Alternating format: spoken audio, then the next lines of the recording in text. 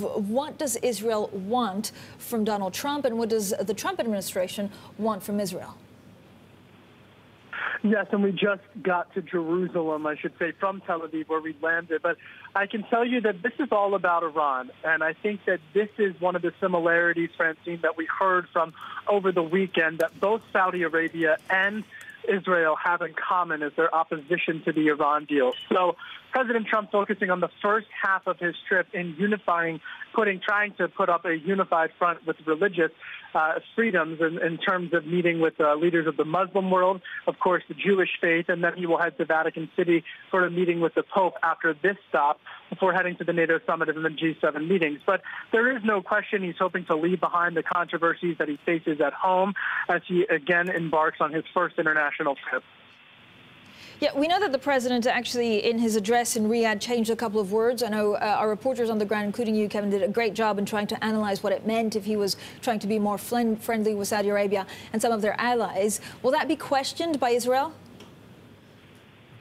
Well, I think that there's no question that this was a different tone from the candidate Donald Trump versus President Trump. Now, at a briefing with reporters after the speech, senior White House officials said that they actually thought it was stronger given the stature of folks that were in the room, leaders of the Muslim world. But again, just from my reporting on the ground, Francine, and we saw this with your exclusive interview with Jamie Dimon at the CEO Forum in Saudi Arabia, as well as in my conversations with Commerce Secretary Wilbur Ross, the Saudis were incredibly impressed with the caliber of CEOs and the $300 billion worth of new business deals, including a $109 U.S.-Saudi arms deal that we saw over the weekend. They also were impressed with President Trump's opposition to Iran. But from my reporting and speaking with Saudi business leaders as well as those on the ground, there is really no arguing that they do have concerns for this president's previous rhetoric against the Muslim world.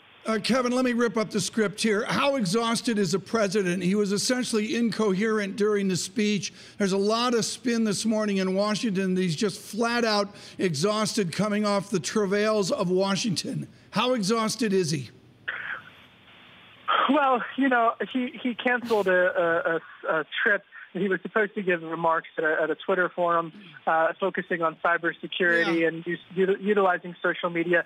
His daughter and Special Assistant Ivanka Trump did make brief remarks there. You know, we'll have to see. This is a five-nation-state journey. He just concluded the first portion. We'll have to see what his time in Israel has to do.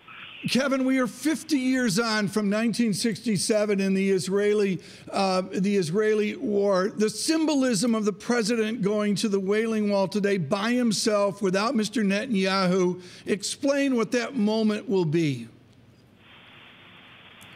It's going to be, I think, a historic moment. I think the images of that will speak volumes. Let's pull no punches here, Tom. This is a president who has been criticized for his remarks, not only about Muslims, but also for Jewish people. So this will be a very historic trip to the Middle East.